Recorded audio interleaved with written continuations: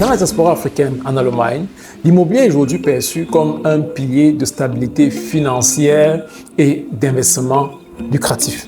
Cependant, derrière cette perception se cachent très souvent de fausses idées qui sont véhiculées dans la communauté et qui peuvent influencer ton comportement lors de l'achat de ton bien immobilier. Ainsi, ça va pousser plus d'un à louper des opportunités pourtant très intéressantes. Dans cette vidéo, j'aimerais partager avec toi quelques de ces mensonges qui sont très souvent répandus dans la communauté et qui t'empêchent de passer à l'action et te poussant donc ainsi à louper des occasions et des opportunités très intéressantes. La suite, juste après le générique.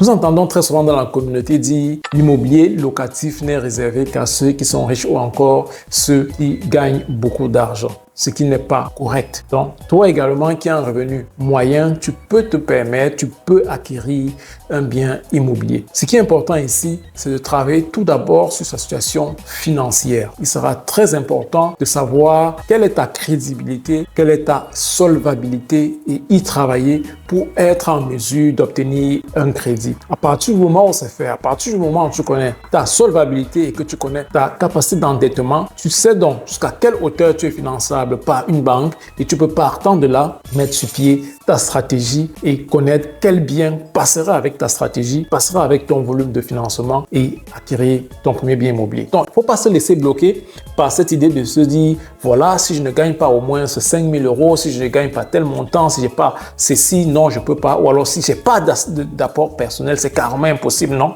tout cela est possible. Tout dépend de la stratégie qui est mise sur pied. Même si tu n'as pas d'apport personnel, ça reste possible. Ça dépend, comme je disais tantôt, de ta stratégie. Donc, laisse-toi de préférence accompagner si tu ne sais pas comment procéder et nous pourrons également te dire comment tu peux procéder pour acquérir ton bien immobilier.